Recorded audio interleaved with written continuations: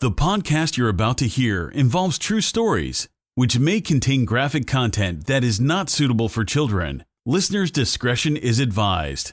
This is Esoteric Oddities.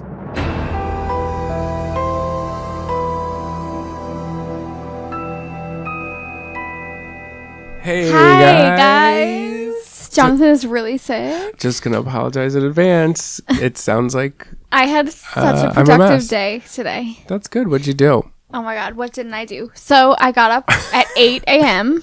I was off today. I made breakfast. I had French toast, gluten-free, of course, and some eggs. Okay. And then I went on a 2.5 hour run. Wow, look at you go. I went to this turn class to... Okay, well, let's just watch what we say. Just for legality reasons. I went to this turn class to learn about some landlord issues. Story coming soon as my lease ends. So Right. I'm literally ready to Exposed. tell all Yeah, but let's with wait. pictures. But we're gonna wait until I'm fully moved out. Anyway, I did that, and then I went home. I ate something, but I'm still hungry. And you came here and you ate my snacks. I love how I'm so productive, and you're like, I am so sick. I'm not. I honestly, I feel better than I sound. I have a pretty sure sinus infection, and I leave the country tomorrow.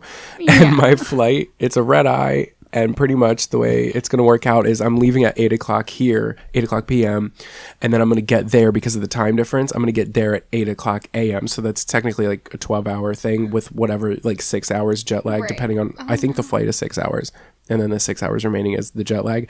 And then the country I'm going to has, I think, like 19 hours of daylight at this time of year, so... Your boy's going to be pretty fucked up, to say the least. I also can't sleep on planes, so I might just take a Xanax and rosé. Or I might just take the cocktail of fucking pharmaceuticals that the doctor gave me today. Because she gave him 5. Yeah. Well, 4 pharmaceutical things, but then 5 things I need to take. Lord. It's a lot. Let me just tell you what happened when I went in.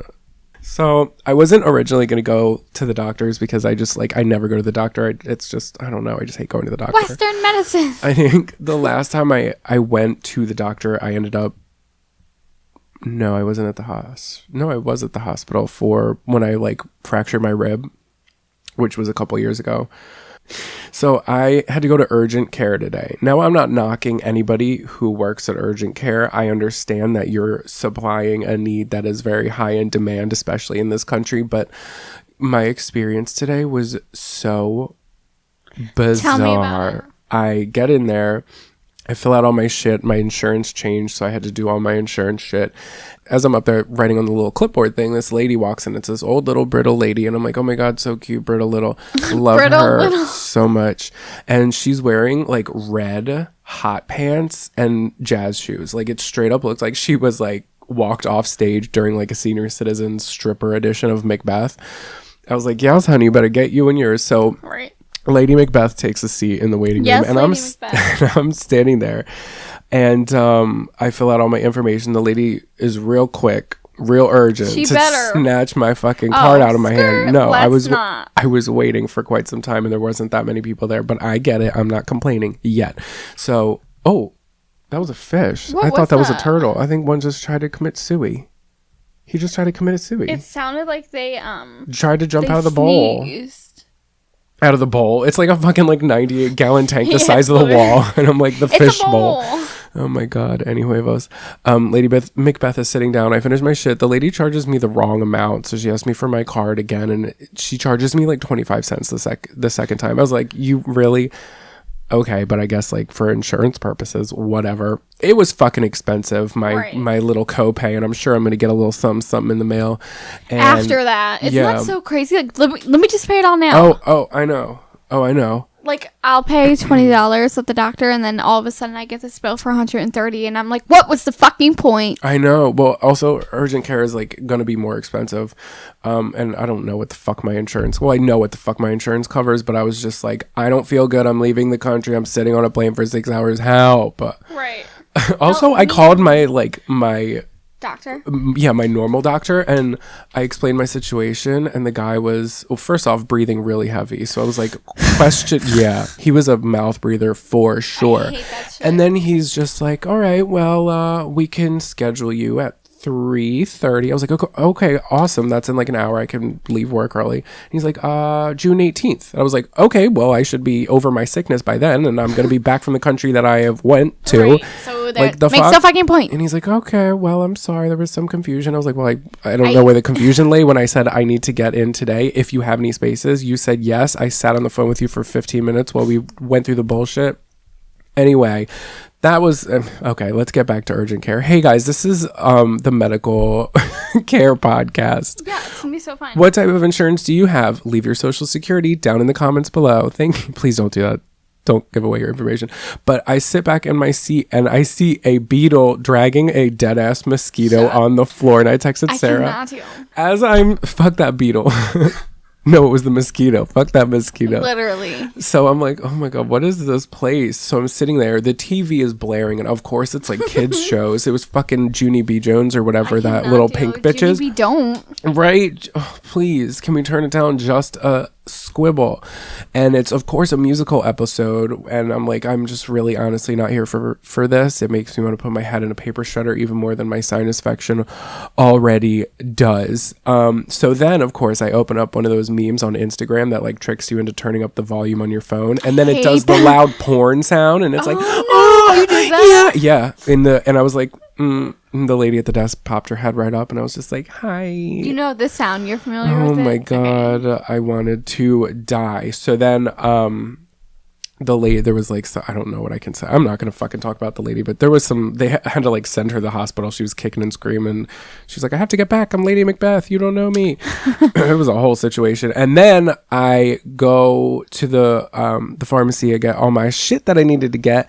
And I didn't know what she had prescribed to me. Like she gave me a list, and half of them were prescriptions and half of them were suggestions of what she wanted me to buy. And I didn't know which was which because they weren't exactly separated. They were kind of like they were in like a online paper, but they were like all, so I was like, so I buy the shit that I needed to buy. I get up there to get my prescription, and she prescribed me 4 different things, one of which I had already purchased because it was just fucking like nose spray. It was like a medicated nasal spray. And I told the lady, I was like, oh, I just bought Flonase. And she's like, oh no, you need this, like your doctor prescribed it, and this is like a more intense version. I was like, bitch, how the fuck much was that? Right. Because also, I came how do over I here, know? I got the generic ass brand. I got $7.99, okay? And I was like, okay, I'm splurging for the $7.99. And then she's like, oh, it's $20 for nose spray. Excuse 2, 4, 6, me? 8. Who do we appreciate? Not you. Fuck you, bitch. I'm just trying to get rid of my cold. So I was like, okay, whatever, fuck it.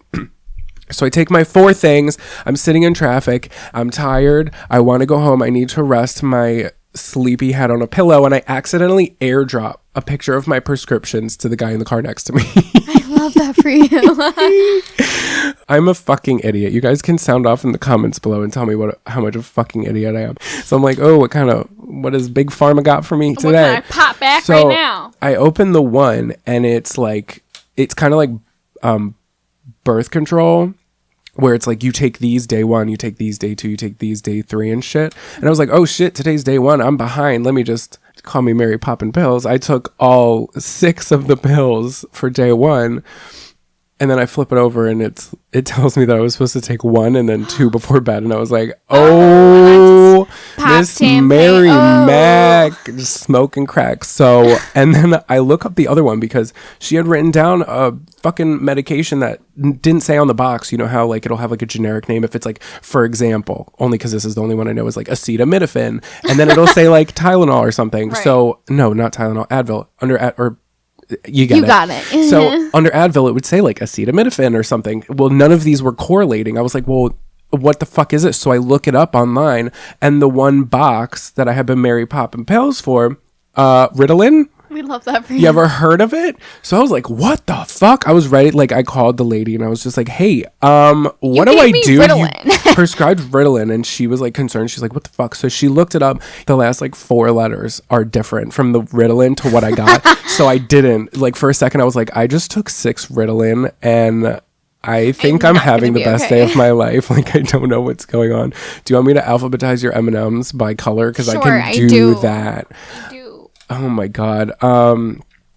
So there's that, and then I realized that and then I took the rest of the fucking medication, and then it's like, you're supposed to eat with this, and I don't have any food in my house, so I ate half a jar of pickles, and we almost just polished off the jar. Do you remember when we were in the grocery store? We were at Fresh Gross with Julia, and you and me were picking out pickles, and we were like, should we get dill pickles or should we get polished pickles? And she was like, what the fuck? It's Polish pickles. And we were like, oh. And she was like, you guys are fucking stupid, but you and I had been calling them polished pickles for fucking forever. like months. Look, if you don't want them to be called polished, I like bread and butter. You know, I like a good dill. I know. No, you like the kosher ones. I like kosher, yeah. Keeping it kosher. I like the spears. I don't like the you the like big the ones. I love the spears. Dill spears. I love the fucking bread and butter pickles. They're not my They're favorite. sweet. You don't like do anything that. sweet. I don't. Yeah. Then why do you like me? Because you're bitter as fuck. I am. You're like a shot of espresso. Espresso. I fucking hate when you say that. You make me want to stab a baby lamb when you say All right, that. do not make me talk about what you say that makes me want to stab a baby lamb. Fight me. What do I say? Come on, let's let it all out. The floodgates are open. For instance, I can't think of anything right now. Yeah, that's what I thought. So that was my experience today, and it's only 6 o'clock, and that all happened within like maybe a 2-3 hour window We of love time. Hey guys, this is Esoteric Oddities. I'm Jonathan. I'm Sarah. Every And single time I'm I think you're going to sorry. say you're Sarah. I'm Sarah. Did we just fucking drop that off? I didn't mean to. I'm I just hate when you do that. Okay. What's our topic today?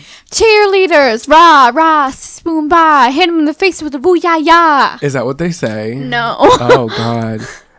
Were you a cheerleader? Yeah. Oh I my cheered, I can see you with that. You know how they have the like all-star, like ready? Okay. like really exaggerated. Yeah, they take the 6 things of Ritalin and they're just like ready? Okay.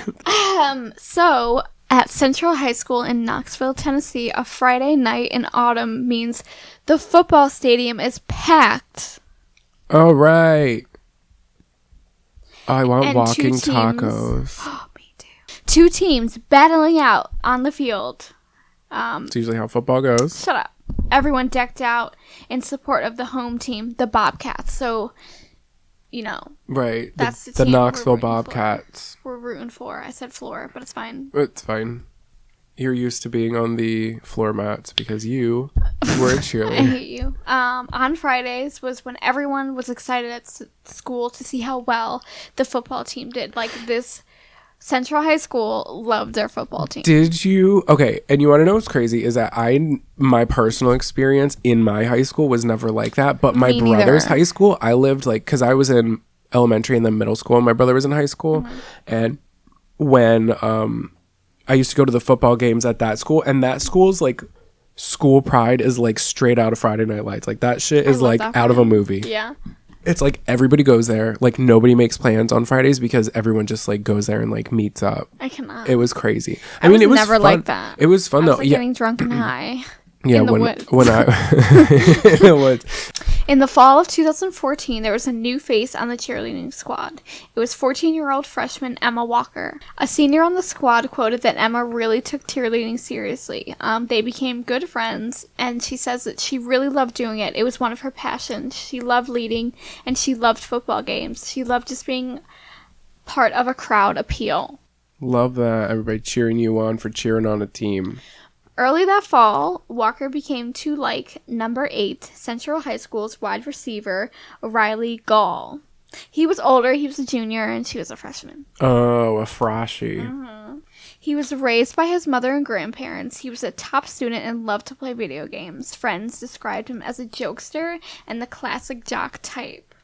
Zach Green, one of Walker's friends, says that he was a little on the nerdier side, a little to himself. From the outside looking in, you'd think he was just a normal guy. Who the friend? I'm sorry, the friend was a normal guy, or the friend saying that about the football The player? friend saying that about the boyfriend. The football player, right? Yeah. Okay. So he's saying the football player was the nerdy type. Yes. Okay. When Emma's parents first met Riley, their first impression of him was positive. He was the boy next door. Jill's mother said he Came in very polite, very nice in the beginning. He was very likable. Okay, likable wide receiver. So what's the age difference there? I guess freshman's like 14. Yeah, she's 14. I don't know how old he is. Would be He's a junior. 17. Yeah. Because in senior year is 17, then 18, right? Yeah. I remember I got my tattoo in high school. I love that for you. Her father was quoted saying he thought he was a very nice looking man. He was well mannered. He would let them have some supervised visitation, and he would come over to their house. They would meet up after football games. He would take her out to eat, a normal high school relationship. Right. Supervised visitation. You can say they hung out and we were home. Like, supervised stop. visitation. They don't have custody of a child here. Not that we know of yet. True. Emma's friends seemed to be happy with Riley.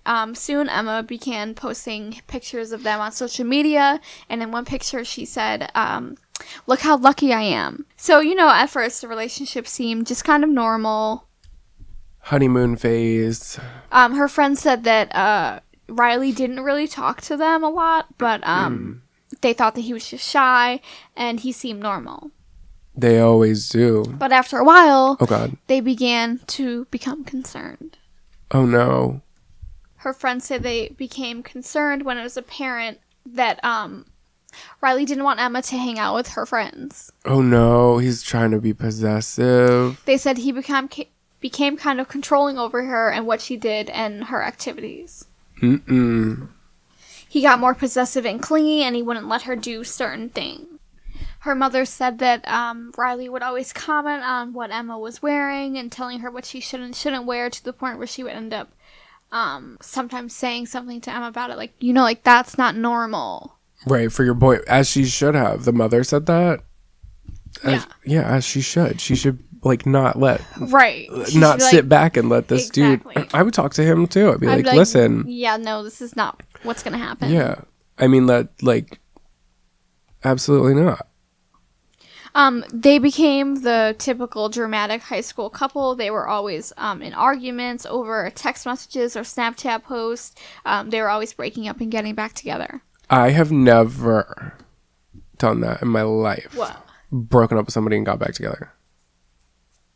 I have. I just literally break up and then you're dead to me. I feel like that's how I am now. Okay, no, not you're dead to me. I shouldn't say that. I'm just not break going up backwards. And no. Why? Well, I guess at high school it was different. Especially for me, I was just okay, sorry. Things then became intense with the couple. Riley was waiting outside Emma's work for her, waiting for her to get off. Ew. And he would just literally wait there for hours. Ew, creepazoid. Right. He became aggressive, sending her Snapchat messages that said, I hate you, I hate everything about you, you're the biggest bitch I've ever come in contact with. One message in particular alarmed Emma's mother. He said, you're dead to me, I'll check the obituary. Oh. And he said, fuck you. And Right, sir, you calm down. Right? The fuck? Yipes. How did the mom, was she snooping? The mom questioned him about it. Good. She was like, what the fuck is this? He said, I was just angry.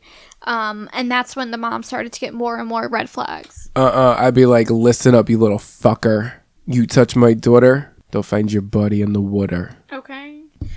So things started getting really just messy. So Emma's parents banned Riley from their house. Amen. Okay. And they would take their daughter's cell phone to try to stop them from communicating, but it didn't work. Yeah, she's going to go to Walmart and get a track phone like I did. No, it's because Riley purchased her an iPod Touch so they can talk. Oh, the old iPod Touch. Download that. See, I don't think we had that in high school. I went to Walmart and got a track phone.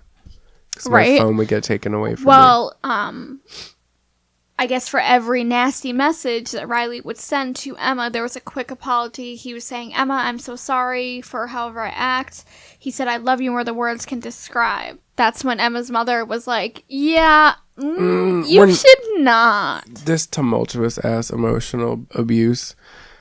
Psychological teenagers, abuse. They just don't know what's going on, so they stay. And he also isolated her and manipulated her, so she was probably like, what's everyone talking about?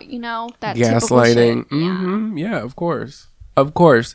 Been there, done that. It's crazy how especially when like emotions and love, or what you think is love, or at least feelings, are involved, like how much a person can just manipulate you. Right.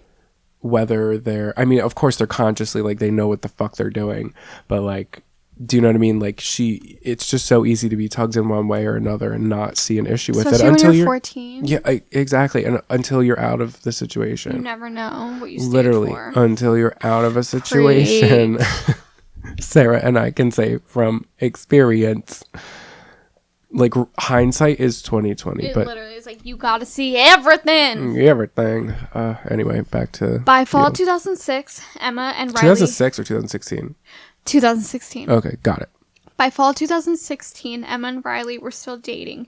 Riley had graduated and was an 18-year-old freshman at a nearby college.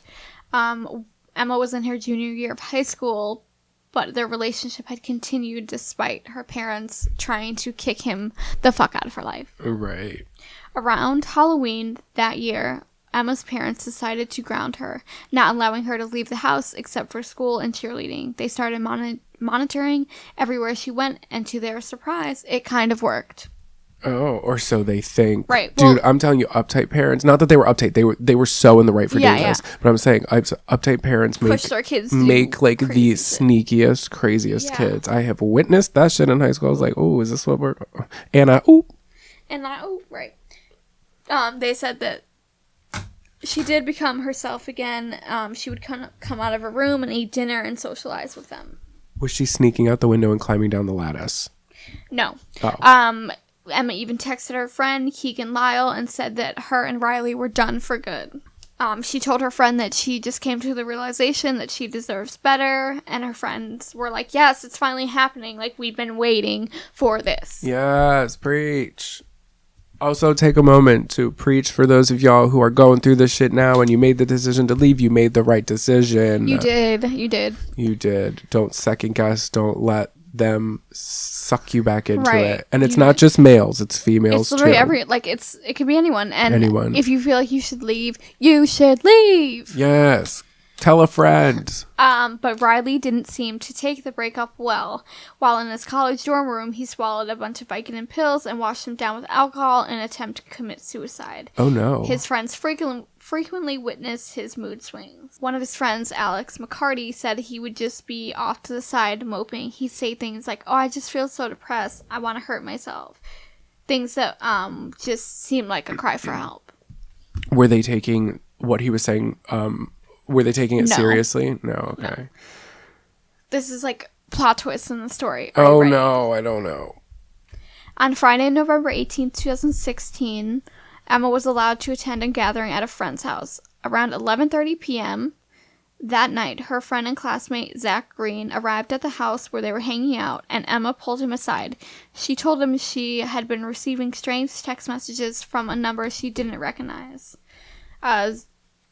Zach quoted her saying, I'm getting these really weird text messages. They say come outside alone if you don't want to see a loved one get hurt. Oh no. She showed her phone for proof of this to her friend Zach. One text message says, go to your car with your keys. Another one says, go alone. And then another said, I've got someone you love. If you don't comply, I will hurt him. No. I'd be like, fuck no. Who is this? Right. So Zach said that Emma thought that it was one of Riley's friends just like trying to fuck with her, but like that's fucked up. Like people who think those jokes are funny are fucked up. Well, I hope you're sitting down. I am. It's my most comfortable position. Me. And then another text from Emma said, if you'd like to hear his crying and screams, give him a call. Who was it? You'll see. Oh my god, the anticipation is killing me. So this is like a couple hours later after Emma and Zach have this talk. So Emma comes up to him and she says, Zach, listen, they said they dropped Riley outside. So him and Emma went outside and sure enough, they found a body laying face down. The body was Riley Gall. Zach said that they finally got him and pulled his head up and he was kind of confused. And Emma said, why are you here? And he tried to play it off like, I don't know what happened. Someone dropped me off here. I don't know what's happening. Where am I? How did I get here? Call the fucking number and see if his phone vibrates. Right. So Emma was like, we just broke up. Like, get the fuck out of here. I don't care. So at this point, is she coming to the conclusion that it was him and the whole story was bullshit? Yeah. Okay. So Riley walked off the street alone. He called his friend Noah Walton and told him he had been kidnapped that night, but Walton didn't believe him. I wouldn't either. I'd be Right. like, okay. Walton said that he sounded like he'd been crying or he sounded fatigued. He basically told him that these people knocked him out, took his car, and threw him in a van, and he didn't know where he was. Okay. But he told them not to call 911 and said, no cops, no cops. No, I would call. Okay. See, that's what I was going to say is I would believe him, but I would call the police immediately and like get the police involved immediately. Right. But he said no cops. Right. Okay. Why? Right. 'Cause Why? you're lying. Why the fuck you lying? lying? How come when Phoebe got sick on Friends, she got a sexy voice and I sound like fucking Kermit the Frog got hit by a car? I don't know. Does it Because sound... your regular voice is too sexy. Oh my God, you're right. Don't I sound really honky? I sound like I could play like a... Honk, honk. I could be a fucking goose. If Disney's coming out with a goose movie, let me know. That means you'd have to stay sick for like however long. That's fine. I'll do what it needs. I'll do what needs to be done for You're Walt. such a good citizen. His head is frozen. Yeah, he's frozen. Cryotherapy. The following morning, Emma went home. Cryotherapy. Is it? What is it? No, cryotherapy is like when you go into the cold chamber. Yeah, No, that's what he did. No, he did like cryo something. Cryo freeze. Biofreeze. I don't think so. His head is not the only thing that's frozen. His whole entire body's probably frozen. I'm pretty sure he was cremated. Also, cremated is such like a nice word. It just like makes me think of ice cream, but like it's not a nice process. Yeah, and you're literally burning someone. Yeah, and like, oh, would you like to take a field trip to the crematory? Be careful if you check yes in that box, because you're not going to go see Mr. Softy. I was going to make a joke, but that's really fucking disgusting, so I'm going to keep it in my head. Yeah. I'm sure you could all put it together. Keep it there. The next morning, Emma went home. She then texted her friend saying a stranger was at her doorstep. She ended up texting, you guessed it, Riley. Why? Honey She's saying, bee. I hate you, but I need you right now. No, you were doing so good. You know who you need? A neighbor. You need, where's her parents at? Yeah. Call the dad. Call She the said, police. I'm home alone, and somebody in all black walked down my street and came to my door and rang the doorbell over and over again. I thought I was going to die. 911, 911, 911, Okay. 911. So he said, I'm coming, I'm speeding, just give me a minute. Is this gonna be like Scream? He's gonna pull up and she's gonna be like, Billy, why are you wearing the same hoodie? Right, so the mom found them in the front yard, and she's thinking, like, I told him he's not allowed here.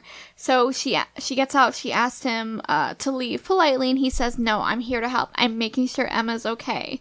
And he was trying to talk to the mom, and she said, you know, you're not allowed here, you need to leave, and he left. Yeah, because by this time he's what, like 19, about to be 20? Like, And just acting crazy. Please stop. Please stop. Emma was visibly shaken up. She thought there had been a burglar or a stalker. Her mom said, you didn't find it odd that Riley was involved or appeared at both events? And Right. Emma seemed to think that it wasn't him. Right. Okay, well, the first one, very shady. The second one, I feel like you could be like, well, I called him and he sped over. Right. Emma's mom was worried that Riley was watching her. On Sunday, I guess the Sunday the week of, he followed her to work, followed her home, and to watch to make sure she was safe. Like, you need to chill out. You're the one she's unsafe from. Literally. By Sunday night, things seemed back to normal in Emma's house. Emma texted her friend Keegan about a homework assignment and then went to bed a little after midnight. A little after 6 a.m. on Monday, November 21st, 2016, Emma's mother went into her room to try to wake her up. Her mom said that she said her name repeatedly and she didn't hear anything. She tried to bump her leg and Emma didn't move. Oh, no. Then when she looked at her face and realized the mom checked the pulse and couldn't find anything, she immediately called 911 and told her that her daughter was unresponsive.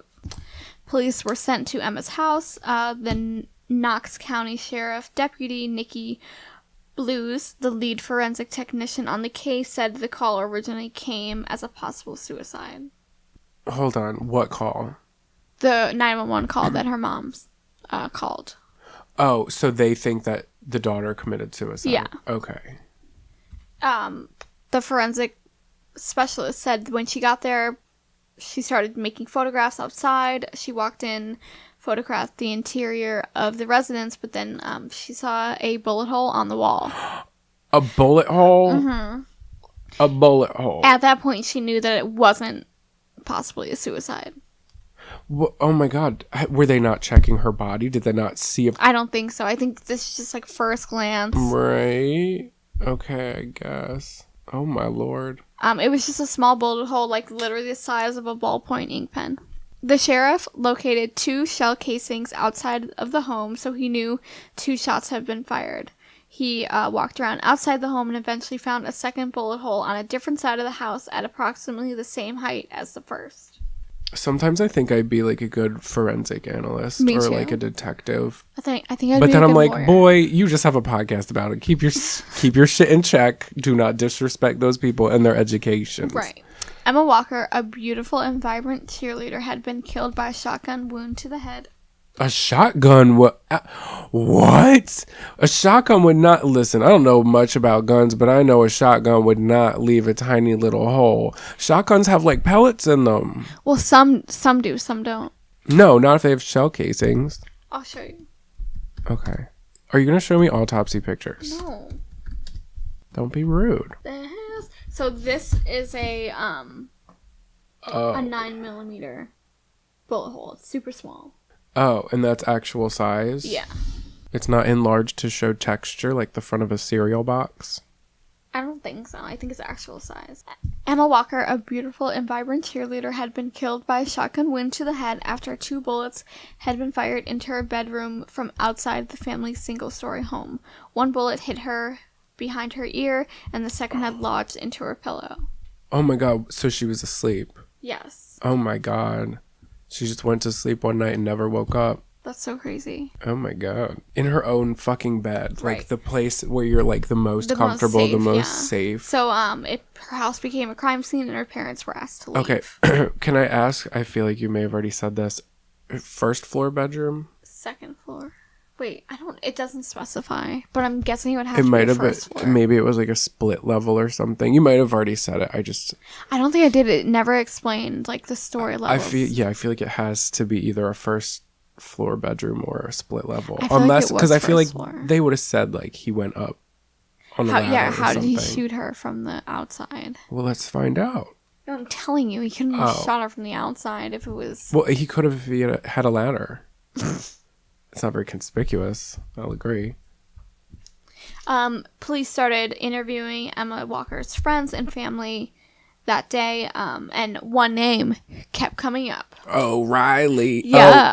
Oh, O'Reilly. Animal Shot her parts. in the neck. Ow. Why does my water say a gluten-free food on it? It says it's vegan, it's lactose-free, and it's a gluten-free food. I love that for them. Okay. So, I keep wanting to call him Jake. Riley took to social media to mourn the loss of Emma. He was posting a series of tweets and lengthy Facebook posts. He wrote, "Rest easy now, sweetheart. I love you forever and always." Oh my God, but the police didn't put anything out to the public yet, did they? No, I think they did. Oh, fuck. What stood out to a lot of people was him, like, a repetitive nature of saying, like, I love you, I love you, I love you. Only knowing those posts about him, if you just read that, you would think, like, this ex-boyfriend, like, just lost his first love. But it just seems kind of like... Red flaggy? Yeah. Yeah. Yeah, but if you see a post like that on Facebook and you, like, don't know all the shit that's going on, you just are like, oh my God, I'm so sorry. Do you know what I mean? Yeah, exactly. It seems like... Crazy. Emma Walker's friends and family were devastated. They had a vigil for her outside Central High School, and cheerleaders released balloons in the air. But, like, don't release balloons in the air because then they get stuck in the oceans, and our Earth and our planet literally can't take that. Oh my God, I don't mean to laugh at, like, the vigil, but, like, wow, you I'm snapped. sorry. It's okay, I saw your tweet today. Riley's friends became concerned with his well-being. So following Emma's death, his friends told the detectives a secret that Riley shared with his friend Alex McCarty the day after Riley's alleged kidnapping. Oh, okay. So where are the police looking at immediately?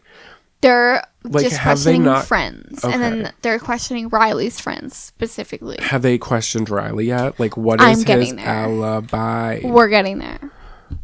He ended up telling his friend that he was fearful for his life and he had stolen his grandfather's gun, and he showed it to his friend. Oh, and it was a 9mm.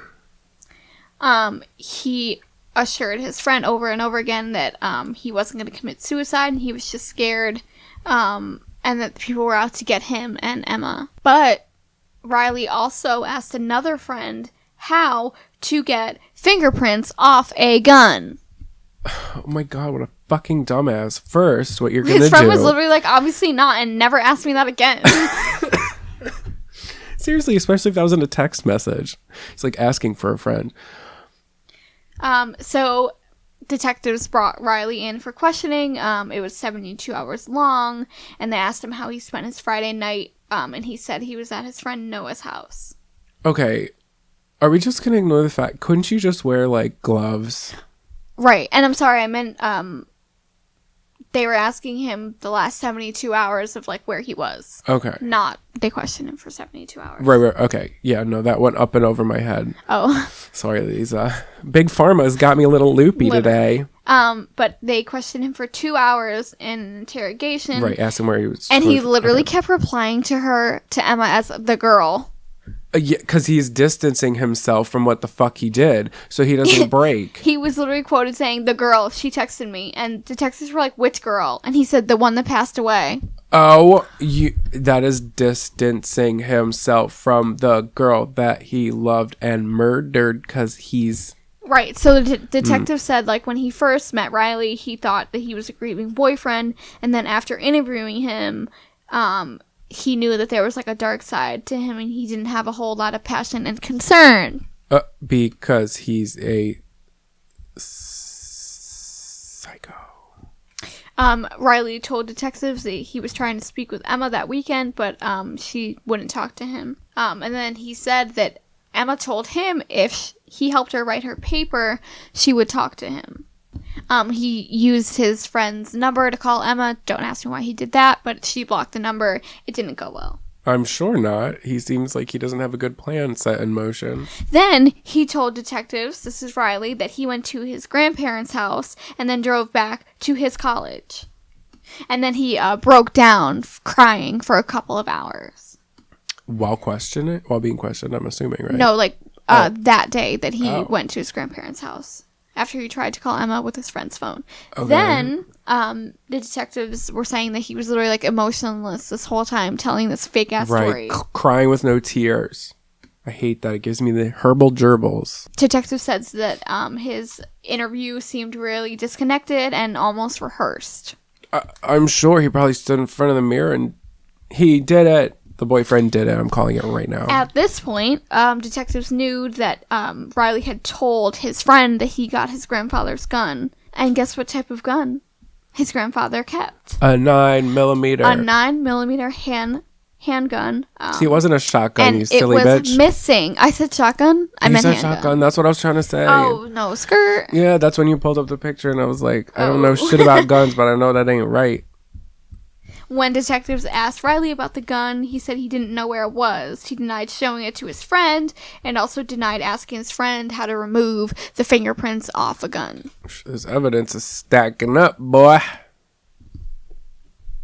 The detectives then asked to see Riley's phone and asked them if he was a suspect. The detectives were like, should you be? The detectives are reported saying that after this he seemed on edge and he asked his friends not to talk to the police anymore. Okay. You're guilty. But, so are you ready for this plot twist? I don't know, but everything up until now is they think they got their guy, but they don't have like proof beyond reasonable doubt. But wait. There's more. Well, can't they take the shell casings and then like link them to the grandfathers? I don't know why they didn't do that, but they got better evidence, honey, because... Wait, let me guess. Okay, no, tell me. And then his friends collaborated with the police to help them lay a trap. So, it was a Tuesday night just after Emma was murdered. The detectives wired the two friends up with microphones, a transmitter so where this the is police... the day after. Yeah. Okay, so that... Oh, okay. It's a lot. Okay. So, they wired him with a wire transmitter where police can listen in and a video camera hidden in a key and plan to... in a key? Yeah, it said in a video camera hidden in a key FOB. Key fob, you dumbass. What's a key fob? Like for a car, like a baby... Oh, in a key fob. a key FOB. Key fob, you dumbass. Well, I guess it is an acronym, huh? How is that going to work? I'm sorry, I couldn't hear you. Can you say that one more time into my key fob? Like, how did he casually have that aimed at him? I don't know, but anyway, they don't really say like what happened, but the operation was a success and Riley was arrested. In addition to the gun, police removed what they believed to be evidence, which was gloves, black clothing, which, remember, the man dressed in black. Oh my god. Well, if they went into my closet, that's all I fucking own. So Riley was on trial in May 2018. His defense attorney argued in court that he had never meant to kill Emma. He had fired the gun to try to scare her and to get her attention. Like, that's like literally even better. Like, what the fuck? How do lawyers like that like sleep at night? Like, I get it. You really have to wish come I up with knew. some argument, but it's like, bruh, to get her attention. Oh my god. At least like Romeo threw a rock at Juliet's window. He fucking shot a gun.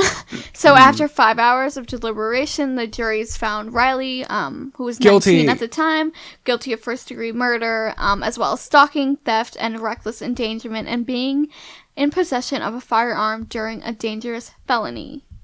Throw him in the chokey. In the state of Tennessee, a first-degree murder conviction carries an automatic life sentence. Good. Fucking good. And that is the story of Emma Walker. That's sad. That man is fucked up. He's controlling. He said, if I can't have her, nobody can. And he murdered her while she was sleeping. Yeah.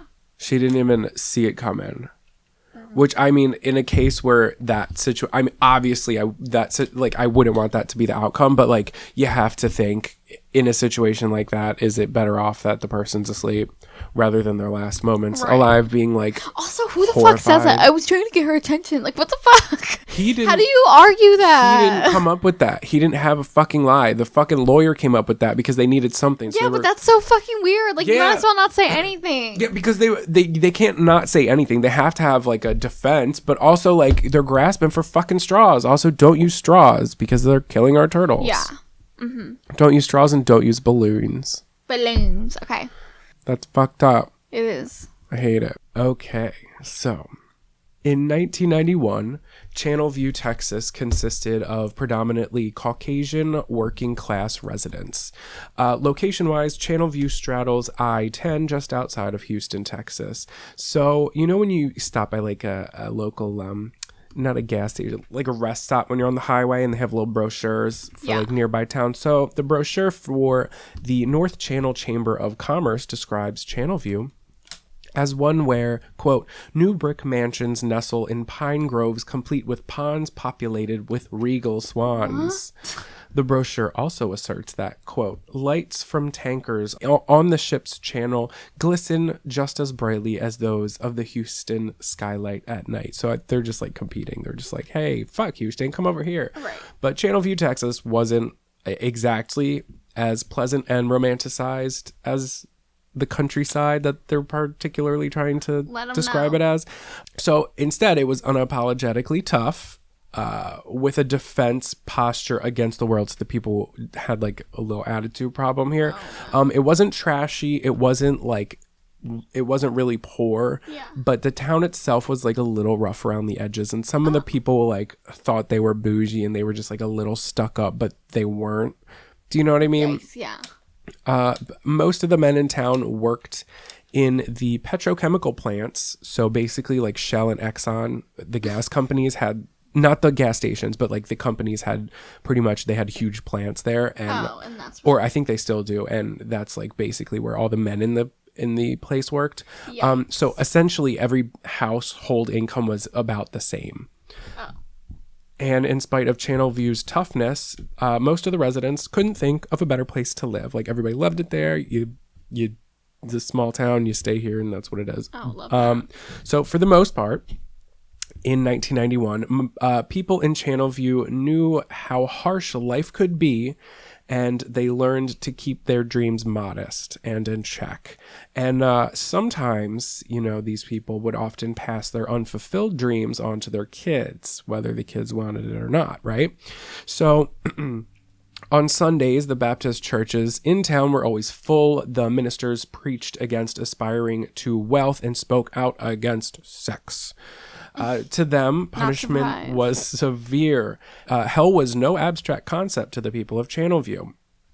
One pastor said at church during his congregation, quote, "I believe if people are going to this place, it deserves to be preached on," whatever that means. So that's what's going on in 1991. So let's rewind to the same town, 1954. Wanda Webb grew up on the south side of I-10, which was the rougher side of Channelview. Her father worked at a concrete plant, and her mother was a lunch lady at the high school she attended. Wanda's father, his name was Clyde Webb, and he was known as a headstrong man. There were some details that he had gotten into a fight with like the church, and then he actually convinced some of the churchgoers that were like their friends and neighbors, because it's a small town, to like branch off of the church and start their own, not religion, but their own like little like prayer circle or some shit. But that was because he was fighting with the priests and the churches and shit. So he was like a headstrong dude.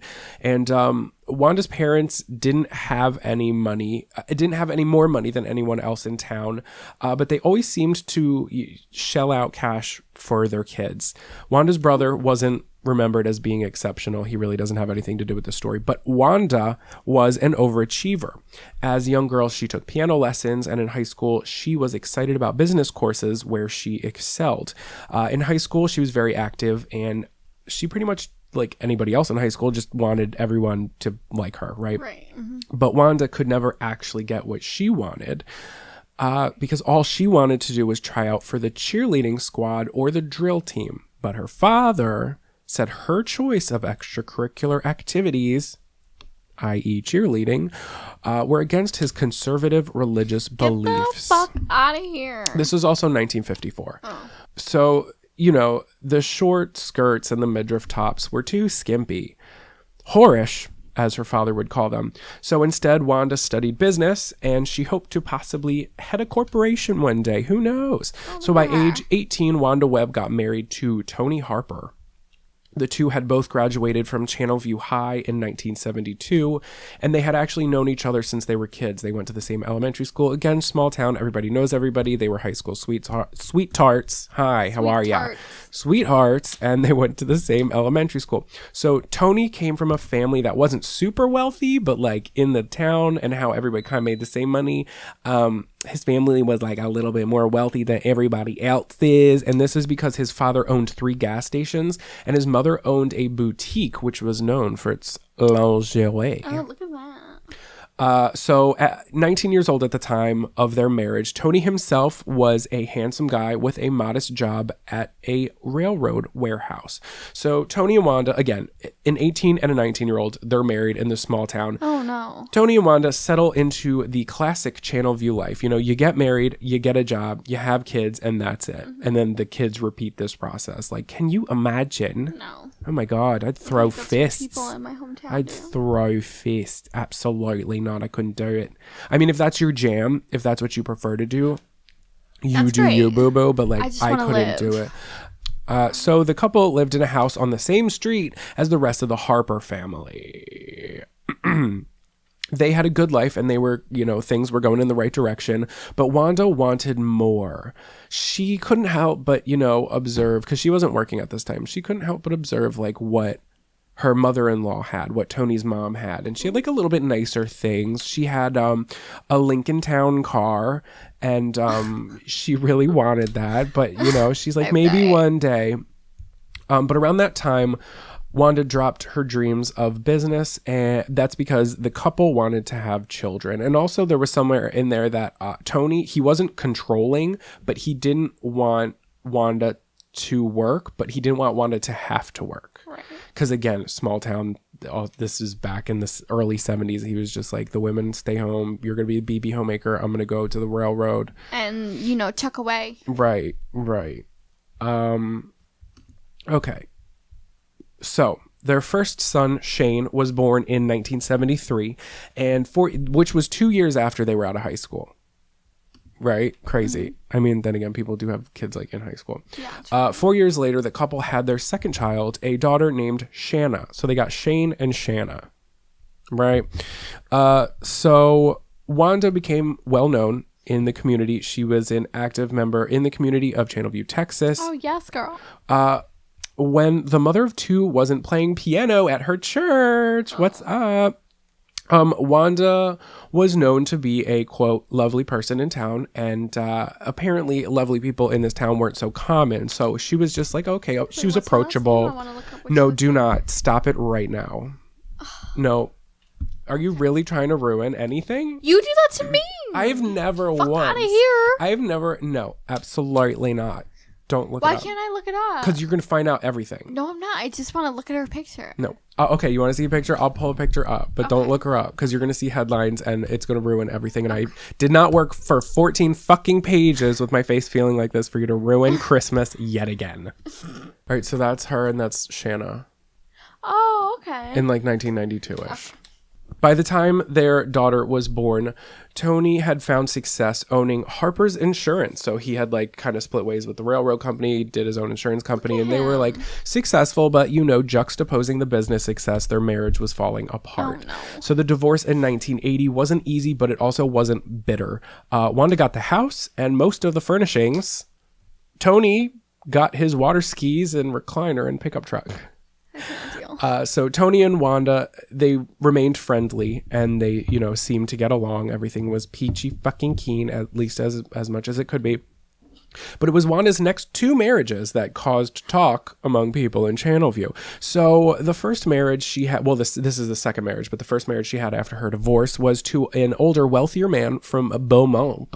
Oh, she just wanted that. Right, that great Beaumont stuff. dick. Right, okay.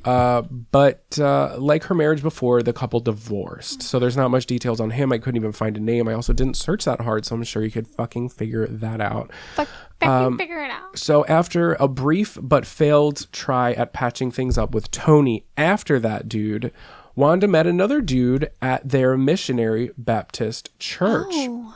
His name was C.D. Holloway. That's right, like compact disc. He was 20 years older than her. Oh. And he made his wealth from an oil field service company. So the couple married and they settled in Channelview. Wanda finally got that fucking Lincoln Town car she'd been longing for. Longing for? Longing for. Not to mention, CD had his own airplane. Oh, yes. She said, fly me, daddy. That's what I'm saying. Giving BJs on the PJ. That's private jet. And that is a Vanderpump. Stop that right now. So around her friends, Wanda started talking about diamonds and moving to a more bougie area like River Oaks. That sounds like a nice little place. Sounds like Twin Peaks. Riverdale. True. I've never seen it a day in my life. I feel like you should. I don't have time. You literally don't watch anything but Vanderpump. I don't. I haven't even finished that. You can vouch. You, out of all people, know how much time I don't have. And when I do have time, I get so anxious if I'm sitting for 20 minutes to myself. Yeah, this vacation's going to be weird. Well, you have stuff planned. Yeah, that's true. But a lot of it's in cars. Anyway, back to this. But like most, so she had all this talk about moving to a more bougie area with her compact disc. And, but like most people in Channelview, the couple never ended up leaving town. And they didn't live in a huge house. They did have money, but they lived in a modest 3-bedroom row home.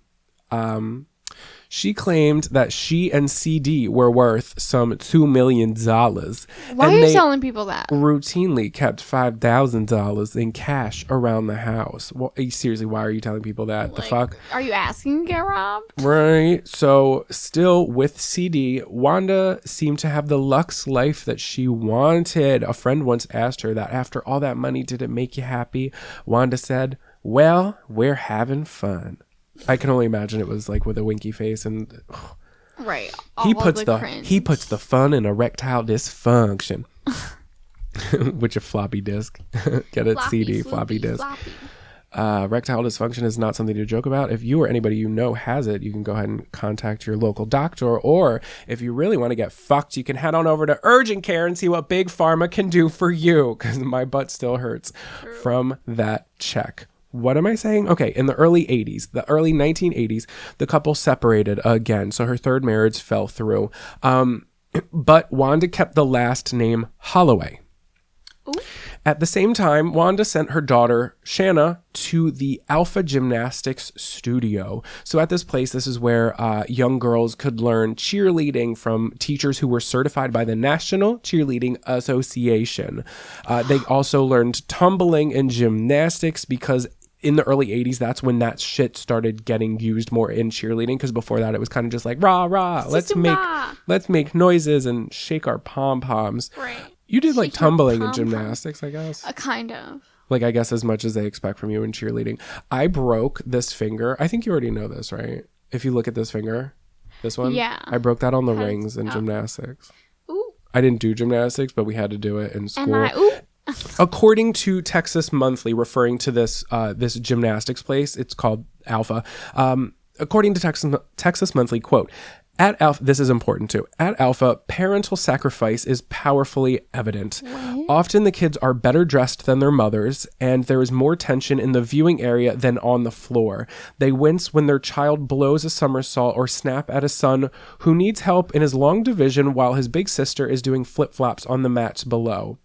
Ooh. So it's literally like everybody, like if they have two kids and one of them isn't doing gymnastics and it's a son, like he's there doing homework, the parents are yelling at him while like yelling at the daughter for fucking up her somersault. No. Rebecca! You know that Vine? We said keep it tight! They also paid, in 1980, mind you, $36 an hour for private lessons. I don't know what the inflation rate is, but it's $36 an hour. No, thank you.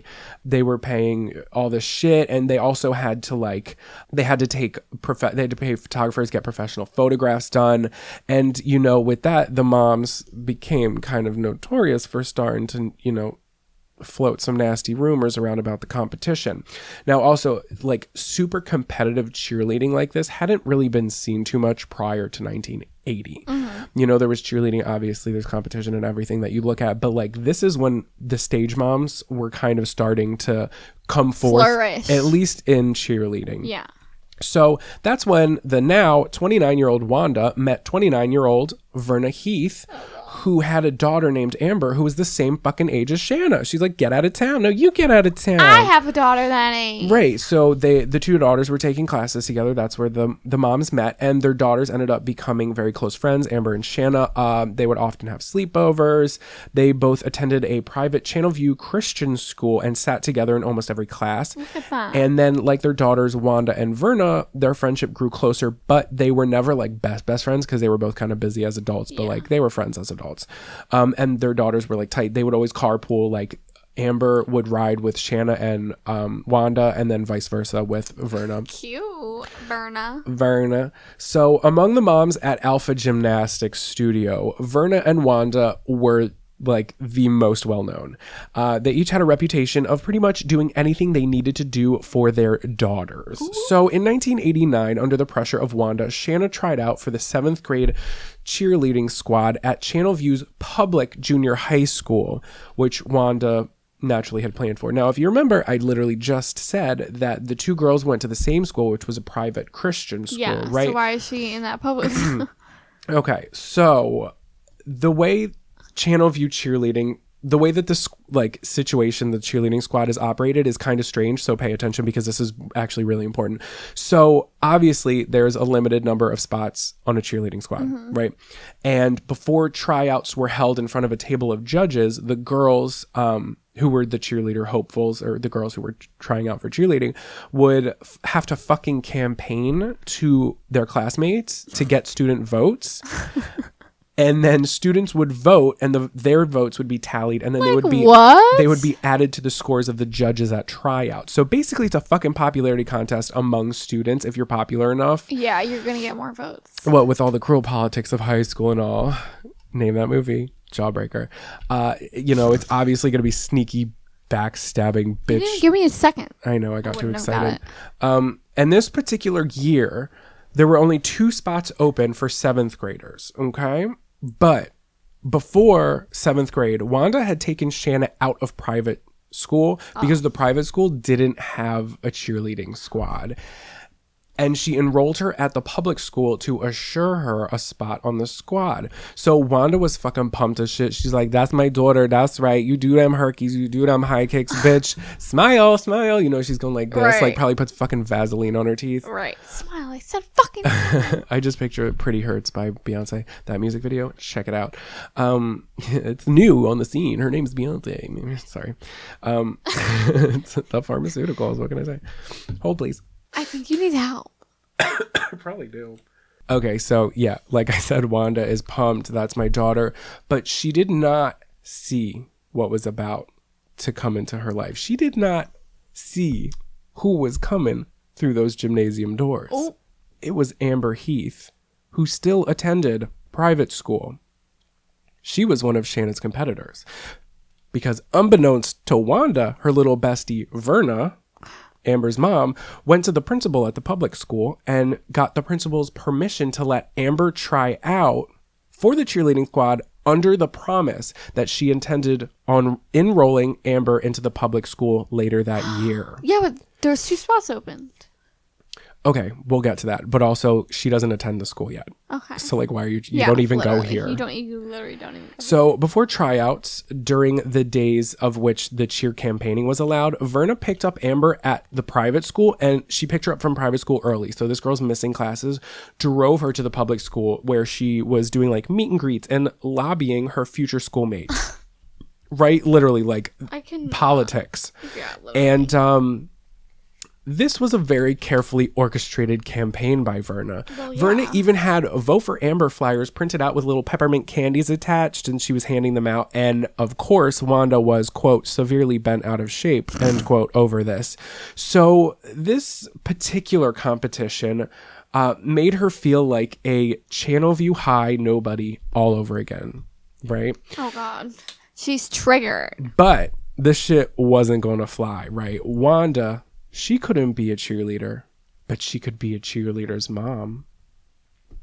At the day of cheer tryouts, Amber, Shanna, and the other hopefuls stood on the gym mats.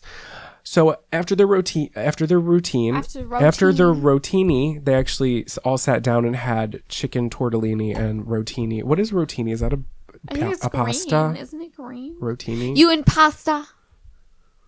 Rotini, fettuccine. Okay, so after their routines, the votes were tallied from the judges. And okay, again, 2 spots open. First spot was given to one girl whose name was probably Stacy. And the second spot was given to Amber Heath. Wanda was fucking furious. So she went to the principal and she wanted to know why Amber was even allowed to fucking try out since she didn't even attend the public school. She doesn't even go here. So the principal says that Verna was very persuasive and she said that she would be enrolling Amber very soon. And then get this shit, because this is what's about to set shit pop in. Then Wanda finds out from the principal himself that with the 2 spots open, the first spot had been given to that girl Stacy, the second spot was given to Amber, and Shanna was a close third. So if Amber didn't come from her fucking public school or from her private school, it would have been Shanna. Shanna would have been on the fucking cheerleading squad. But the principal shrugged and he was like, rules is rules, girl. So fast forward to the next school year, okay? It is 1990, baby. And cheerleading tryouts for Channelview High weren't scheduled until March 1991, right? So this is the fall of 1990. But Wanda had begun planning for the event several months in advance. In between this time, Amber and Shanna had kind of stayed friends, but like pretty much Verna and Wanda were like, fuck that bitch. Right. Fuck that bitch. Right. So, Wanda had done everything she could because they were going from junior high to high school. So Wanda was like, hey, let me get a fucking job at this high school, right? God. She worked as a clerical worker in the high school band director's office, and she asked at least one administrator who came forward later advice on advancing Shanna's chances of getting on the cheerleading squad.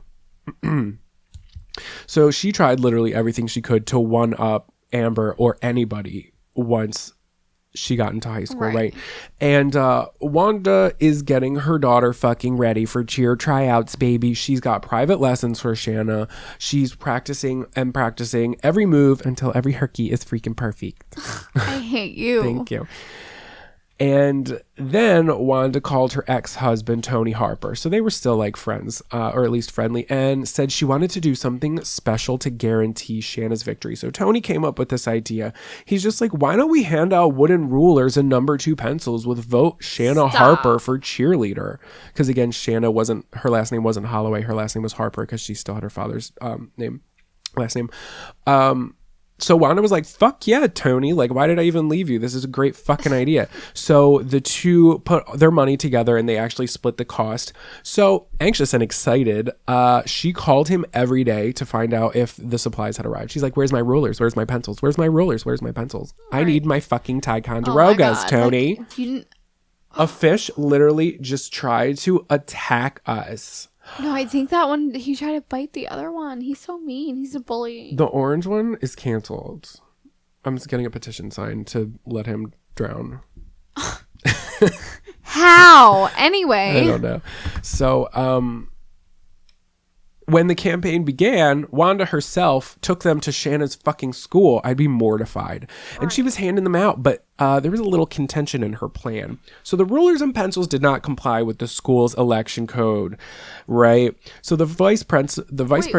What? I'll tell you. The vice principal confiscated them, but this didn't stop her. She was basically like, you can't give gifts because that's bribery. You can give like candy, like one piece of candy to a poster that says vote, but you can't give pencils and rulers out to students because technically that's bribery, even though it's just pencils. It became a big deal. It became a big deal. I'm sure it did by Amber's mom. It dead ass became known as the ruler incident. Yeah, I'm telling you, like, it sounds like a pet. Oh, just you wait, baby. So the vice principal confiscated them, but what the vice principal didn't know was bitch had backups. Yes, she fucking did.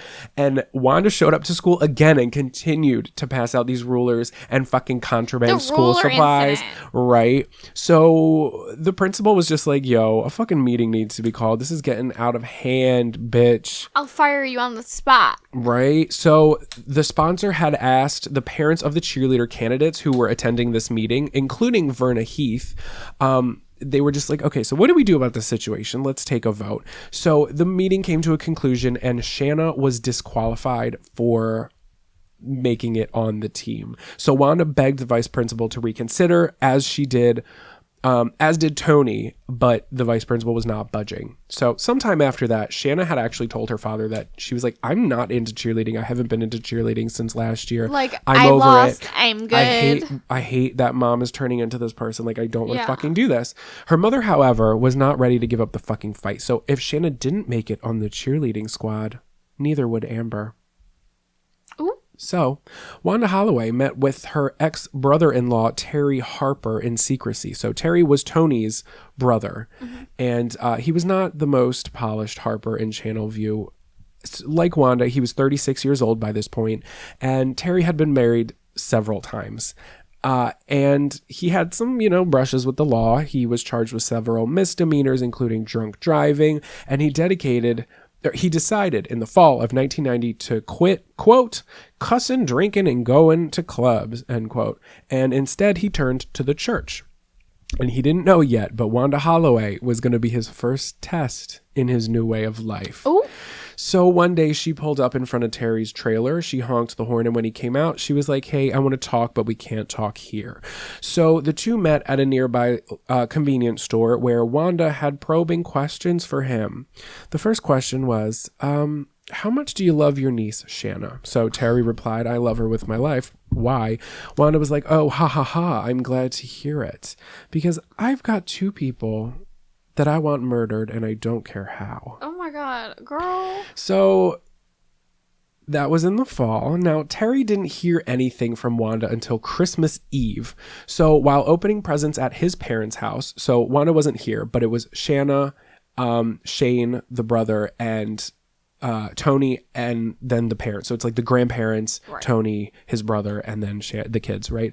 So Shanna, the daughter, Shanna goes up to Uncle Terry and is just like, hey, can we talk privately? Oh, no. So Uncle Terry's like, okay. And Shanna's like, Mom wants you to call her at this number. And it was an unusual number to him. And he's like, okay. So figuring that Wanda wanted to either call off the deal or wanted to like push him to find somebody to pull it off, he's like, all right, whatever the situation is, I'm gonna call this bitch. And Wanda, for sure, intended on going through with this plan. And Terry agreed and was like, okay, it's Christmas Eve. Merry Christmas. What are we doing? Let's talk a little bit after New Year's. How about that? So the following month, a little bit after New Year's, 1991, the two met in a restaurant parking lot where Wanda had settled on Terry's choice of a murder for hire. Right. So then they haggled over price. Terry said that it was going to be $2,500 to marry Verna and an additional $5,000 to do an Amber. Right. And that was too much money for Wanda. So Wanda had to settle on only one murder, at least for now. And she figured that killing Verna would leave Amber too distraught to compete in the cheerleading tryouts. So a few weeks later, Wanda traveled to meet with Terry so she could make a down payment on the hired hitman. Wanda dropped off Shanna at church.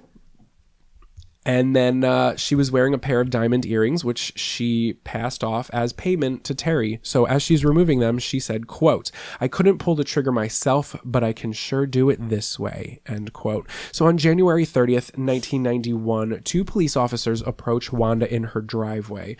She braced herself for the devastating news that a mystery murderer was on the loose and had brutally murdered her neighbor and fellow pom-pom mom, Verna Heath.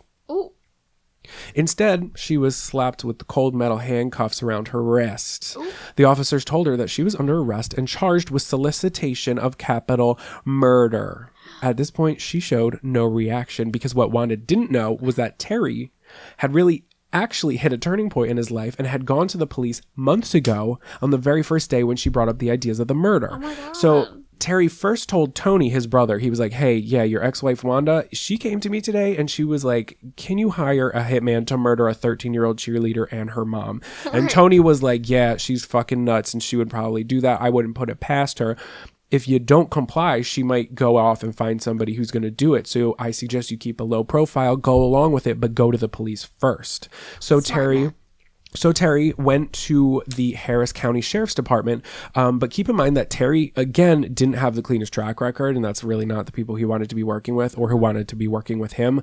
And convincing the cops that a 36-year-old white woman named Wanda was trying to pull a hitman on a fellow pom-pom mom was crazy. That was actually tougher than he expected. Right. So he was put in contact with a man named Detective George Helton, who was actually an organized crime and narcotics task force member. So this detective was usually busting dope dealers. And there wasn't too many murders happening in Channelview for the 17 years that this detective had been in the department. However, Detective Helton had worked on a case investigating a hired hitman in Channelview years and years prior. So this is what happened in that case. So some guy wanted to get rid of his wife. Detective Helton went undercover posing as the hitman, met with this guy. The dude was like, I don't care, quote, I don't care if you hit the bitch in the head with a hammer, end quote. And then he paid the undercover detective $5,000 for the job, to which the, police arrested the man and informed his disbelieving wife, who was shopping at a grocery store. They told her in the fucking grocery store. Can you imagine? You're an idiot. No, the detectives told the wife in the grocery store. I don't know why they wouldn't wait till she got home. I'm saying. She's like looking at her avocados the next She's minute. probably like, I gotta go. Right? The next minute, like a cop's coming up to you like, hey, your husband hired me to fucking bash your brains in with a hammer, but don't worry, I'm an undercover cop. Like, what? But another reason why Detective Helton wasn't taking this too seriously was because the husband went on trial, ended up getting probation, and then the couple reconciled and remained together to that day. So they were like, let's make amends. I'd be like, bitch, I am not living in the same house with you and a toolbox. Right. I shouldn't even live in a house with a toolbox. So Detective Helton was like, sure, I'm sure Wanda with the good hair is plotting it for Verna. But he didn't really have a choice but to hear out Terry. So they met for coffee, where all coffee enthusiasts go. Oh, where is it? A McDonald's, Oh, bitch. I love that. And Terry pretty much told him everything that Wanda had mentioned. So in their first meeting, Detective Helton, still skeptical, but with assurance from a Sergeant Flint Blackwell, they wiretapped Terry and they showed him how to record his phone conversations with Wanda. So kind of similar to what happened in your story. Yeah. Over the next few weeks, they heard some fucking incriminating shit.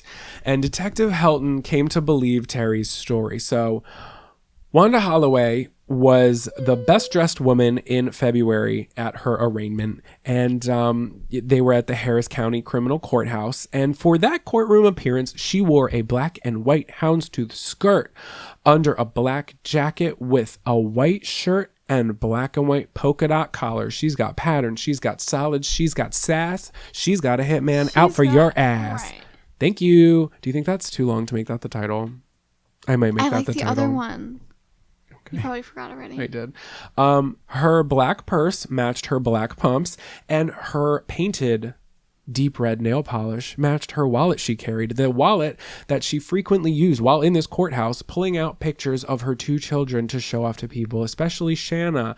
She's going to be a cheerleader, she kept saying. Bitch, are you kidding me? You're in court for... Okay. All right, here we go. So she was calm and pretty much like she seemed convinced herself that she herself was innocent. She even started giggling when members of the press tried to get into the courtroom and they were like shooed off. She was like, oh, ha ha ha. In one report, it said the only sign that Wanda was nervous was the way that she was anxiously swinging her legs back and forth awaiting the proceeds. But but the rest of it, she was just acting like nothing happened. Like nothing fucking happened. I don't know what you're talking about. So her blatant, prideful nature rubbed people in Channelview the wrong way and caused them to think, dude, maybe this fucking crazy bitch did this. So she pled her innocence and she was ultimately given a June trial date. So at this point, the word had spread and the fucking media was going nuts. Right. Verna spoke out to press, but she didn't really want to talk to anybody, but she did talk to one newspaper when they asked about Wanda's murderous intentions. And she said, quote, I felt numb and I felt hurt. I sank into my couch. You've really got to dislike someone to do that. End quote. Like, no fucking shit, Verna. You couldn't have come up with anything better. She was almost murdered. I should really put that shit in reverse. Anyway, the story fucking blew up nationally. So Shanna and Amber's principal, Jim Barker, was being hounded by people, and he said, quote, the farther you get from this building, the bigger the story becomes, end quote. So a current affair published that, quote, I'm going to use a lot of quotes here, the bizarre murder for hire scheme was unfolding in the backyard of the most famous cheerleading squad in history, the Dallas Cowboys cheerleaders, because this was right next to Houston. So now, like, to sell fucking headlines, they were like, murder's happening near and you see the words murder and Dallas Cowboy cheerleaders, even though it's not the same. Like, it's going to sell, baby. Right. That's clickbait. I clicked on it already.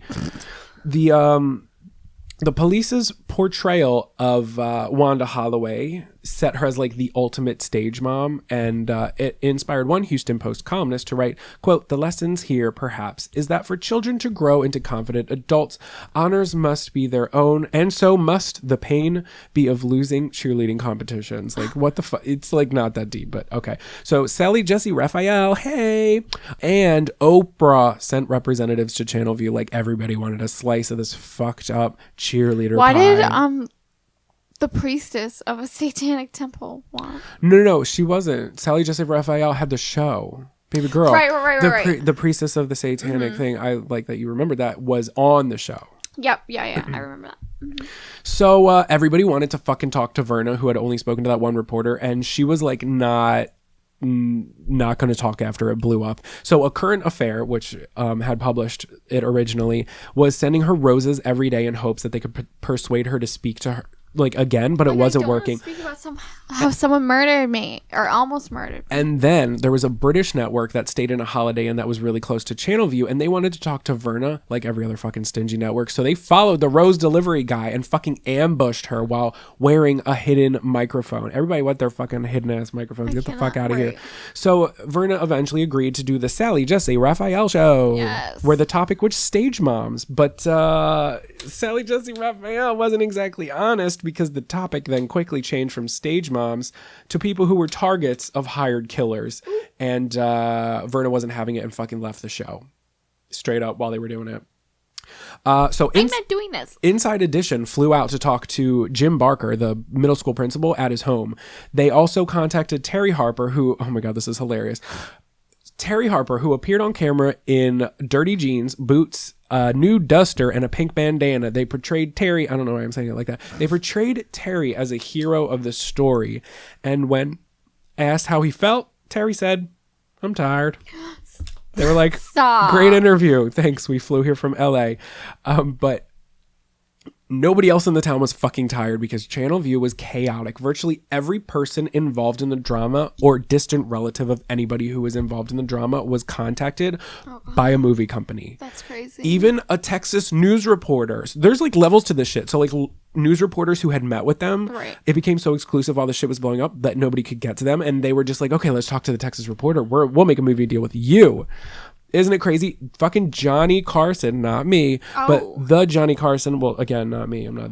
You get it. He actually talked about her. He said that going to Texas and finding Wanda wasn't hard. She was out. She was out. Yeah, but he was joking because he said she was out in the main street saying, "Give me a G, give me a U, give me a N, give me a gun." It probably wouldn't fly today, but I got a little chuckle out of it. So the press even went to the middle school students that went to school with Amber and Shanna and offered them $50 for yearbooks containing pictures of Shanna and Amber, along with information that happened in the classroom. And remember, while all this is happening, Shanna and Amber are still in school. They still have fucking classes together. Like, they're not friends, but they still had classes. Can you imagine? So awkward. So March 22nd, 1991 was the day of the cheerleader tryouts. So the school administrators tried to keep the date and time of the tryouts away from the press, but that shit was no use. Obviously, like my tampon, it fucking leaked everywhere, and people surrounded the school. One reporter found her way through like a locker room to get to the boys' gymnasium, which was where the event was being held, but was scalded and immediately thrown out. So at the tryouts, Verna Heath, this is all this shit has been released, but they're still awaiting the trial. So at the tryouts, Verna Heath is in the bleachers watching her daughter, but she did not look like the momager that she once was. She had lost an immense amount of weight, and her jawline was like severely protruding. Like, she has been through some shit. Yikes. But she knew that the press was going to be outside taking pictures, so naturally she wore a nice purple jacket matched with her nice purple pumps, which coordinated nicely with her aqua slacks, and a printed blouse which contained both colors. Love that look. Love it or list it. Yeah, literally, I love that. All chaos aside, within the gymnasium, all the parents that were on the bleachers were just kind of acting like nothing happened. There was no special applause for Amber when she individually tried out. And this year, there were 4 spots open. And naturally, Amber made the team. Shanna did not even perform. Oh, that's good. Well, she was also disqualified. And this kind of didn't help her fucking case. So then, during the tryout campaigns, where they would like pass out like the candies and shit, someone, how fucked up is this? Fuck high school. This is junior high. Fuck junior high. Somebody defaced a picture of Amber. Like, there was a poster that was like, vote for Amber. And somebody drew a bullseye on her forehead. Oh, no. Right? As for Wanda Holloway, the people in Channelview had fucking turned on her. When Wanda refused to get counseling for her children, Tony Harper sued his ex-wife for custody, which ended up changing what they were saying in the newspapers and later changing what they were going to say in the trials. Right, so now the story... Yeah, but now the story flipped, and Wanda was the first person to yell these claims. She was now saying that Terry and Tony, the brothers, had framed Wanda in order to get custody of Tony's children. But this didn't seem like it was going to hold up well, because in the 11 years that they had been divorced, Tony made no efforts to modify his custody, or visitation rights. But Shane, the son, kind of turned his back on his mom. He was 1 year away from graduating high school, and 1 year away from graduating high school, and his college money was all funneled into his mother's defense for this trial. No, that's fucked up. As the June trial date approached, the fucking pot stirred again. Bitch. All the shit, all this pain, all the stress, all this anxiety, all this ridicule that Verna, Amber, and the rest of the Heath family had gone through, honestly, it could potentially end up okay if Wanda was found guilty, because it was almost guaranteed that if Wanda was found guilty, they would make a huge amount, the Heath family would make a huge amount of money off of interviews, movie deals, all that shit. And Wanda, if found guilty, Wanda herself would lose everything. So now we're in court. Ready? You're wearing your best slacks. You're wearing your aqua number with your purple and your matching top and your houndstooth jacket. I love that. So the jury was played the secretly recorded tapes, which I couldn't get my fucking hands on, and I tried so hard. So starting... I appreciate you trying. Thank you. Starting with the first meeting Terry and Wanda had at the restaurant parking lot. Well, this was technically their second meeting. When Wanda couldn't afford the high price, the jury heard her say herself on tape she would settle for the murder of just Verna, saying, quote, "The mother's done more damage than the daughter. The mother is the one that screwed me around," end quote. But Wanda was also very weary. She was very smart with what she was saying when she was saying it to Terry, because she never verbally said murder or kill. Ooh. So on that same taped conversation, the conversation went like this. Quote, "I just want her out of here. I don't care if they ship her to Cuba and keep her there for 15 years, okay? I want her gone. I want her gone." Did I get the role? That was convincing, that was bitch. Good. And I'm sick. Hire me. Wanda Holloway who, bitch? So then she actually, after she said that, she started giggling and getting excited, and you could hear it in her voice. And then she said immediately after, she was like, "This guy a badass or what?" To which Terry replied, yeah, he's bad to the bone, baby." How fucking awkward to listen to this. And then Wanda said, "He's gotta be. This is the only way I could ever do it, is pay somebody." Like, clearly you're putting the piece about what she's saying, but she's not saying it yet. Right. So keep that in mind. So the jury then heard the exchange where Wanda gave Terry a pair of diamond earrings valued at $2,000 as a down payment for the hit on Verna. So Wanda's defense lawyers then were just like, Tony had told Terry to set up Wanda, and this was all a motive. It was all a scheme by his brother Tony, Wanda's first husband, so he could win custody of Shanna and Shane. And Wanda's innocent. She just fell into the trap because they were guiding her in what to say. And Wanda's lawyer claimed, oh my God. Wanda's lawyer claimed, quote, "She was just curious about this stuff, wondering if there really was such a thing as hitmen," end quote. Stop. So then Tony Harper was brought to the stand, and he was like, "My kids are almost grown. Why would I wait until 11 years after our divorce when Shane is almost 18 and Shanna is 13? Why would I try to get their custody now? Like, what the fuck? And also take a look at our track record. We never had any issues.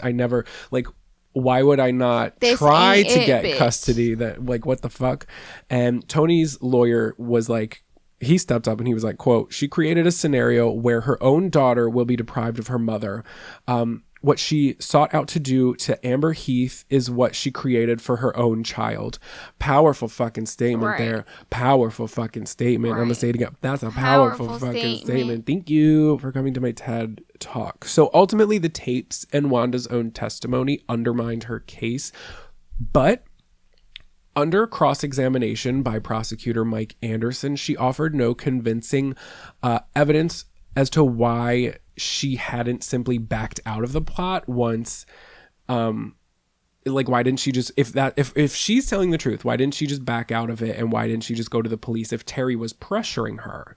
So Wanda was put on the stand. They asked her this question, and she, like, you could tell she kind of didn't know what to say. So she got all watery eyed, and her voice started getting shaky. And she said, quote, "You just don't understand." And then she turned to the jury, all dramatic and shaky voice, and she said, quote, "I never wanted Verna killed or Amber ever. I'm sorry I said all that stuff. I know it just sounds awful."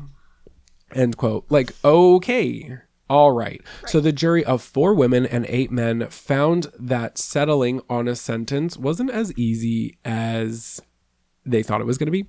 So some jurors wanted to let Wanda off with probation. And they were like, well, they played the tapes for us. She never said the word murder or kill.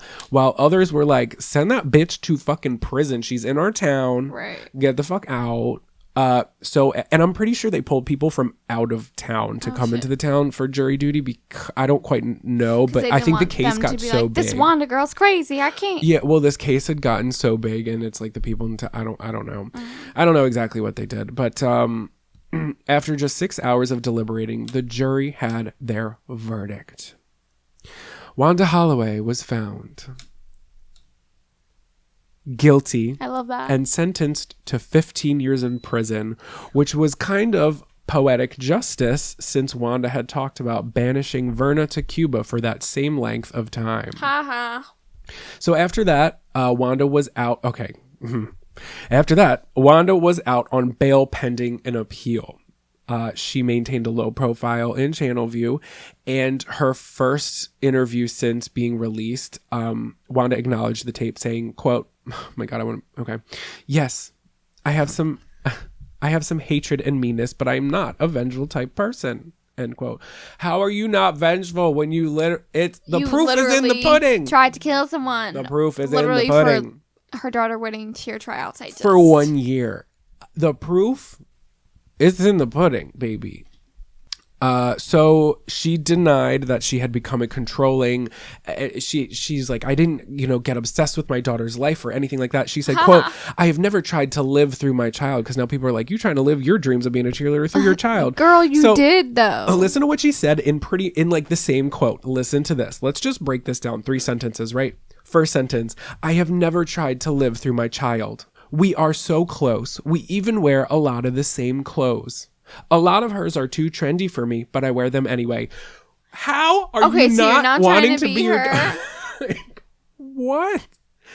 So while Wanda's case was making its way through the appeals process, there was another legal battle occurring that was over the rights of the story. So HBO and other independent producers had jointly signed up Tony Harper, who was pretty much set to make a boatload of money off of made-for-TV movies. Verna Heath and her family hired lawyers both in Houston, Texas, and California, as well as a publicist in Los Angeles to handle their negotiations.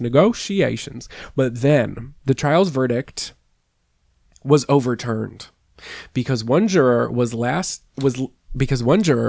disqualified for being on probation on a drug possession charge, which led to a 1996 plea bargain in which Wanda Holloway pleaded no contest to solicitation for capital murder. She spent 6 months of a 10-year sentence in prison, and on Friday, February 28th, 1997, Wanda Holloway was freed on probation. Wow. So HBO's movie, The Positively True Adventures of the Alleged Texas Cheerleading Murdering Mom, starred Beau Bridges. Beau Bridges. He played Terry Harper, and Holly Hunter won a fucking Emmy for her portrayal of Wanda Holloway. I love her so much. She's the mom in 13. I didn't know that till I rewatched it. I was like, shit. And the fucking mom from The Incredibles and Raising Arizona and so many more. And let me just kind of fast forward to what happened what's going on with these people nowadays, because this was back in 1996. So in 2005, Terry Harper collapsed at his vacation house on Cypress Lake in Cleveland, which he owned with his brother Tony. An autopsy attributed his death to cirrhosis of the liver and was complicated by abdominal bleeding and severe coronary artery disease. Shanna and Amber, who, as we record this in 2019, are both 41 years old, have never been in contact since the ordeal. Both are married with children. Shanna is an English teacher in the North Shore area, and Amber is working with her mother for a company that sells legal insurance. That company is called Prepaid Legal Services, Inc. This is not inspired by What's Up, Verna, where Verna Heath is a representative along with her daughter. So she travels around and she tries to sell people this, but it's not like a scam. She just kind of tells her story. And this is kind of what she has been noted saying, quote, "Some of you may recognize my name. I was the victim in the 1991 Channel View cheerleader mom plot for murder. My life was going fine, and all of a sudden I was approached by a police officer and was told Wanda Holloway tried to put a contract on my life. Of course, I had to hire attorneys and began dealing with everything legal, and it was very expensive. I had no idea what to do or what to do first. This is why I recommend this insurance to anybody. You can never tell when you may need legal help. I never thought I would need it." And that is the crazy case of Wanda Holloway, the pom-pom mom. I cannot deal. What do you think? Oh my god, Isn't it crazy? I watched the one movie and the acting was awful. There was like one character who I don't quite know. I don't think it was real because I didn't really learn about this dude. Right. But they introduced this one character who was her best friend.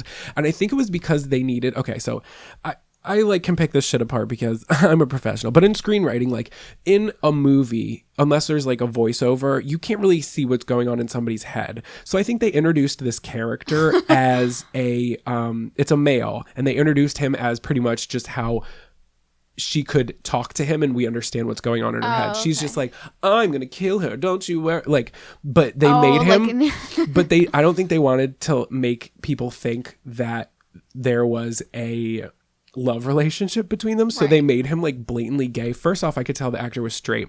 Second off, the lines they had this actor say was things that were just like, what were they saying? They literally finished a scene in the last like 10 seconds of the scene. He's just like, oh my God, I love that skirt. And she's like, thanks, you were there when I picked it out. And he goes, I picked it out. So like they were trying to like, come on. Like what the fuck were they doing with that character? Like, come on, just relax. And like I looked him up and I really couldn't, I don't think he had, like I don't think it was for real. I think they just needed him in the movie so you could read her mind. But like what the fuck was up with that? But you guys... The two movies, including, I believe, the HBO movie. I haven't seen it yet, but they're on YouTube. You can find them. I will post. Is that legal to post them? And yeah, that's Wanda Holloway, the cheerleading mom murderer. That's crazy. I can't believe that. Yeah. Over fucking cheerleading. Literally over cheerleading. And then said in the same breath, she doesn't want to be like her daughter, but she wears the same clothes. Right. Okay. So now, in your life, have you... I mean, I know we have the TV shows, the reality shows, where you can see, like, Dance Moms and all that shit, and JoJo Siwa.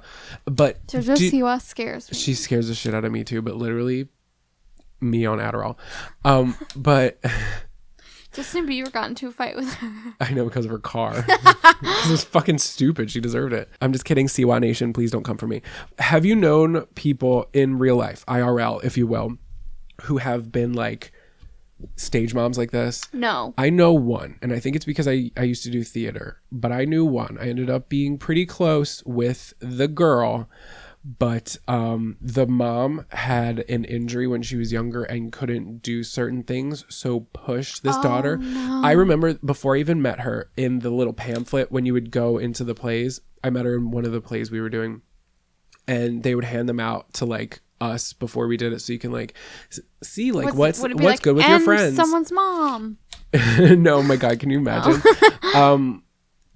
But it said in there, it listed her, and I must have been like maybe 4th grade, and I realized that this mom was living through this kid, and that was a concept I hadn't really seen before, just by reading her blurb. I remember showing my friend, and I was like, do you hear this? Because the parents would write the little blurb for them, so like you would know that the mom wrote that, and it was just like listing off every achievement she did, and like the mom was like putting herself in there, like along with her mother riding stallions through the meadow. And I ended up being like pretty good friends with the girl. We actually ended up being like pretty tight, but she came from like a gated community with like a massive pool and a sauna in their house. And it was very like you're gonna do what I think. Right. And I remember talking to, I almost said her name. I remember talking to my friend, and I was just like, hey, like, do you want to do this stuff? Is this like what you want to do? Because she literally was doing everything. She was being forced to sing. She was being forced to act. She was being forced to do sports. And her 2 sisters like weren't being forced to do anything. Oh no. So it was like all the focus was on her, and she was the youngest. Oh God. That's fucked up. It was fucked up. But I mean, she's fine. She has a pretty good head on her shoulders now, from what I know. I love that. From what I see on the soch, but you know about the soch. Yeah. You post what you want people to see. Sure do. Do you have a fun fact? I do. One strand of spaghetti is called a spaghettio. What? No, it is not. That's what they said. And it is not called a spaghettio. Yes, it is. It's called a strand of spaghetti. No, skirt. I am not ready for your spaghetti. I don't believe that shit. Okay, well, so my fun facts, I have 2. So overachiever over here. Cheerleading started at Princeton University in 1884. And on the same website... I hate how he just did that. I wish you could have saw. On the same website, it also says cheerleading started at University of Minnesota. I was like, bitch, what the fuck Which one is it? So it's a little mystery I'm going to leave up to you. Do you have a tweet of the week? I do. It's from Veronica Montero at Veronica. She said, told my work friend about Esoteric Oddities, and she suggested an episode featuring... And we might just do an episode on that, so maybe I'll bleep it out. So my tweet of the week is from Uno, the game. At Love that. Real Uno Game. Oh, is it? You can't skip 4. It says, you do not need to pull a card until you have a color that matches the discipline pile. So pretty much you just pull one card. I didn't notice I'm sure you played unlawful. No, I played very lawful. I got in it was actually the night that I met this dude. We were at a party, and he kept convincing me that if I put down a +2, he can put down the number 2. I popped the fuck off. We were also the table, like there had to have been like 12 people playing, and I popped, and I didn't know like anybody. I was drunk. Everybody was like, "Oh, don't fuck with him." This guy, right? Am I right, ladies? So thank you guys so much for listening. As always. Oh, sorry, I've sounded like shite. I don't think it's that bad. I think it's just because you're used to it. My vocal cords are nice and warm for you, baby. I love that. But we are going to be taking a little bit of a break. Yes, we are. I am going to be out of the country tomorrow, which for y'all was a couple days ago when this comes out. And then Sarah's going to be gone after. So we just it kind of works out like that. And we just want to, take a breather and recoup, because we want to, give you guys great shit. And so that's what we're going to do. Life is hard. However, patrons, Patreon, your bonus episodes are still going to be coming out. So there's not going to be any break for y'all. So like it's still going to be coming out in the normal schedule, which is every other week. And for those of you who would like our bonus episodes, I don't know how many episodes we have there, but we got hours of fucking content over there. And if you want to go for just $5 a month, it helps us out so freaking much. You will not only get whatever we post from here on out, you will also get all of the bonus episodes we have already put out. Jonas. So if you're missing us and you're thinking about us late at night, sliding your hands in your pants just a little bit, it's inappropriate. You can go to patreon.com, and for just $5 a month you will get bonus episodes, and it helps us out. So thank you to our patrons. We really appreciate y'all and everything you do for us. And if you're missing us on a Monday, because we ain't going to be posting for a little bit, you can re-listen. You can re-listen, or you can go give a listen to Murd Up, the Yeah. podcast. They are a fantastic true crime podcast, and Holly fucking does her research. She's such a good storyteller. I don't remember what it was, but it led me. So are you. Thank you so much. I want to say we met on Reddit, maybe Twitter. I don't know where we like virtually met, but Yeah. I remember I was at the gym on the treadmill, and there was that one part she was telling such a good fucking story. Check the show notes for this because I will link whatever episode that was. The way that she told the story and the plot twist, how it was revealed, how insane it was, and how well she like sculpted this. I literally like had to stop the treadmill and I DM'd her like on the spot. I was like, girl, what you did there, amazing. So again, that's Murd Up podcast. I'll post all their shit. They put out episodes every Monday, and you can use them to fill the void until we get back. So until next time, guys, this isn't goodbye. It's see you later. Bye. Bye. Even though we just said it's not bye, it's see you later. Okay, ready? See you later. See you later.